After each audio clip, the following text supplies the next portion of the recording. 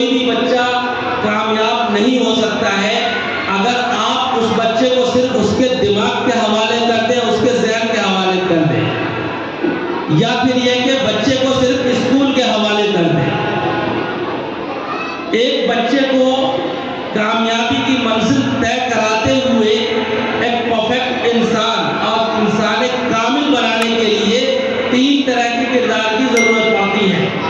ایک تو بچے کے اندر خود فطری صلاحیت ہونی چاہیے، دوسرے نمبر پر جس ادارے سے وہ بچہ وابستہ ہے اس ادارے میں ویسا ماحول فراہم کیا جا رہا ہو، ویسے اساتذہ وہاں پر موجود ہو، ویسا نظام وہاں پر موجود ہو۔ اور تیسری ذمہ داری آتی ہے والدین کی، اور یہ سب سے بڑی ذمہ داری ہے۔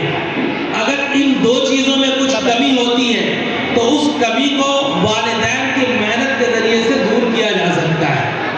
والدین کا المیہ کیا ہے آج کے دور میں؟ معاف کیجیے گا، میں بھی ایک باپ ہوں، میری بھی بیٹیاں ہیں، 10 سال کی بیٹی ہے میری، اور میں خود اس کمی کو محسوس کر رہا ہوں اپنے اندر، آپ سب لوگ بھی محسوس کرتے ہوں گے کہ آج کا والد یا آج کی والدہ اپنے بچے کو تعلیم دلا کر بہت بڑا انسان بنانا چاہتا ہے اور اس کے پیچھے اپنی ساری جائیداد اور پونجی خرچ کرنا چاہتا ہے، لیکن جو چیز نہیں دینا چاہتا ہے وہ اپنا کیریکٹر نہیں دینا چاہتا ہے اور اپنا وقت نہیں دینا چاہتا ہے۔ یہ سب سے بڑا المیہ ہے اور بچوں کی کامیابی کے راہ میں سب سے بڑی رکاوٹ ہے۔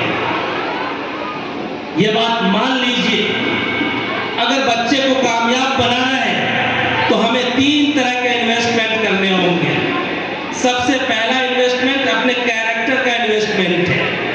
آپ چاہتے ہیں کہ آپ کا بچہ ایماندار بنے، ہم صرف اس کو کہتے رہے کہ بھائی ایمانداری سیکھو، سچ بولو، اور دن رات ہم جھوٹ بولتے رہے خود۔ بچے کو بولے کہ بھائی نماز پڑھ لو، ہم نماز نہ پڑھیں۔ بچے کو بولے کہ موبائل سے دور رہو اور ہم خود موبائل چلاتے رہے، اور بچہ ہمیں دیکھ رہا ہے کہ ہمارے ابا اور ہماری اما 12 دن رات تک موبائل پہ لگے ہیں، تو بچے پہ کچھ اثر پڑنے والا نہیں ہے۔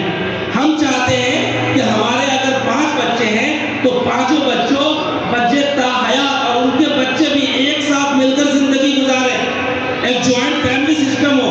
ہر باپ نہیں چاہتا ہے، لیکن معاف کیجیے گا کہ ہمارا خود اپنے بھائیوں سے جھگڑا ہوتا ہے۔ ہم چاہتے ہیں کہ ہمارا بیٹا بڑا ہو جائے تو اپنی بہن کا پورے طور پر حق ادا کرے، لیکن ہم خود اپنی بہنوں کا حق دبائے ہوئے بیٹھے رہتے ہیں۔ تو سب سے پہلی چیز یہ ہے کہ ہم اپنے بچے کو ایک کردار دیں، اور وہ کردار کیسے دیں گے؟ اپنے عمل کے ذریعے سے دیں گے۔ دوسری چیز، اپنے بچے کو وقت دیں۔ وقت کا معاملہ کیا ہے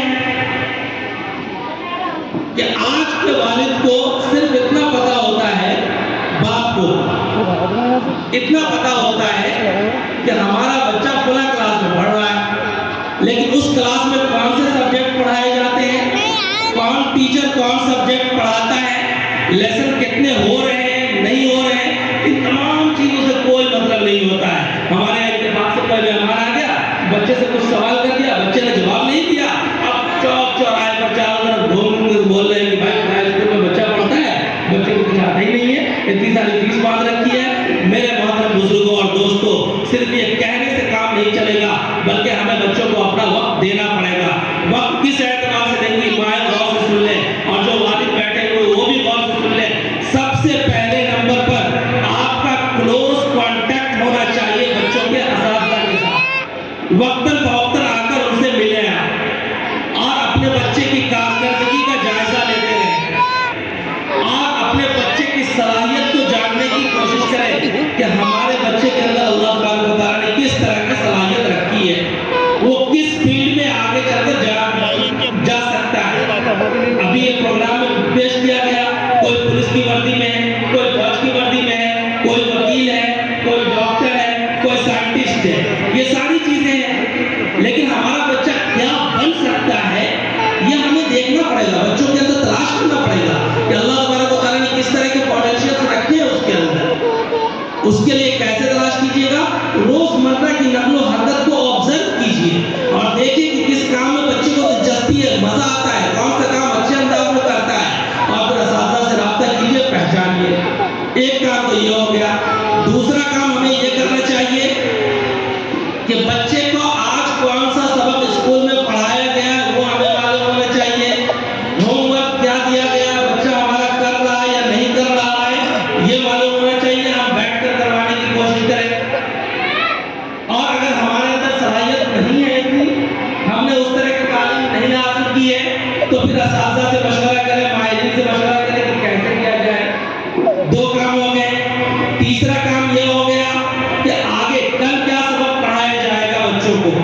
اس سبق کے تعلق سے معلومات ہمارے پاس ہونی چاہیے مکمل، اور اس کی آلریڈی تیاری کروا کر کے ہم بھیجیں اپنی بساط کے مطابق۔ اگر اس طرح سے ہم وقت دیں گے، وقت پر بچہ کو سلائے، وقت پر اٹھائے، وقت پر کھانا کھانے کا عادی بنائے، سلیقہ سکھائے، یہ تمام چیزوں کے تعلق سے اگر 24 گھنٹے ہم ان کے ساتھ لگے رہیں گے تو پھر ہماری ذمہ داری ادا ہوگی اور بچے کامیاب ہوں گے۔ اور تیسری چیز پیسے کا معاملہ آ جاتا ہے، تیسرا انویسٹمنٹ ہے پیسہ۔ انسان کو آج کے دور میں ہر فیلڈ میں پیسہ خرچہ کرنے میں کوئی دقت نہیں ہوتی ہے، لیکن جب فیس دینے کی بات آتی ہے تو تھوڑی بہت پریشانی ہوتی ہے کہ بھائی وہاں پہ کم کر دیجیے، پھر مفتی صاحب تھوڑا ہمارے حالت پر رحم کیجیے۔ ایک تو حضرت میں بھی پڑھاتا ہوں اور ہمارے یہاں 2000 روپے فیس ہے 3 مہینے کی، انگریزی پڑھاتے آن لائن آف لائن۔ ایک صاحب کہہ رہے ہیں کہ مولانا کچھ کم کر دیجیے، فیس 2000 روپے میں، 3 مہینے کی فیس 2000 روپے ہے۔ تو ہم نے کہا کہ کیوں بھائی؟ تو کہتے ہیں کہ زمین خریدنی ہے اس مہینے۔ ہم نے کہا بھائی آپ کتنے لاکھ روپے کی زمین خرید رہے، 2000 روپے میں کم کروا رہے ہیں آپ، یہ تو بڑا المیہ ہے۔ تو میرے محترم بزرگوں دوستوں، یہ اسکول کا جو نظام چلتا ہے نا، یہاں پر جیسے اساتذہ آئیں گے اس کا انحصار آپ کے انویسٹمنٹ پر ہوگا۔ آپ اگر اچھے انداز میں اچھی فیس ادا کریں گے، وقت پر ادا کریں گے، تو یقین مانیے کہ اسکول کے ذمہ دار اچھے اساتذہ کو مہیا کرائیں گے آپ کے بچوں کے لیے۔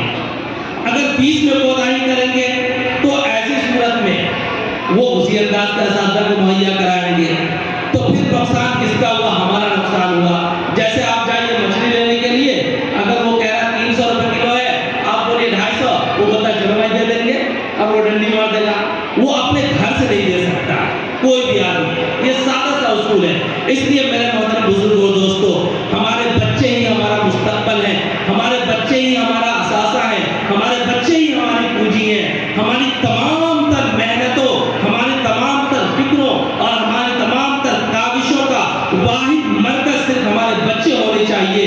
ہم جس طرح سے ان کے دوسرے انداز میں مستقبل کو سنوارنے کی کوشش کرتے ہیں، صرف تعلیم کے میدان میں اگر ہم انویسٹمنٹ کرتے ہیں تو یقین مانیے کہ نہ صرف یہ کہ وہ بچے آپ کے لیے ایک بہترین سرمایہ ہوں گے مستقبل میں، بلکہ پوری قوم